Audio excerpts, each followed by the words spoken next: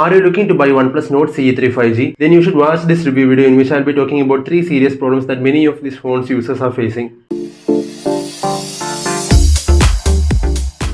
These 3 problems started happening on various phones after installing the new software update. The 120Hz Fluid AMOLED display as well as the Snapdragon 782G processor are the main reasons why these problems are happening on some phones. Coming to the first problem, it's a display problem. As you can clearly see in this video, the user is facing some kind of display issue that can be clearly seen as a display damage. It seems like the only solution here is to go to service center and get a free screen replacement. The second issue is hang problem. Many people are complaining of this hang problem after installing new software update, while the display issue is really rare. The phone hangs when you're using some heavy duty apps or gaming, and this can be because of the fact that the Snapdragon processor is getting bottlenecked. So if that happens to any phone, the only solution is to press and hold the volume down button and power button to force restart the phone. The third issue is a random software bug. Many users are saying how the phone is locking automatically when you're using the phone for something else, and this bug is really a headache for lots of people. As of now, the only solution for this bug is to restart the phone whenever this bug is happening. So finally, even though the phone is having good hardware specifications, it seems like the phone is meant to be used as a normal phone with less gaming and less heavy usage.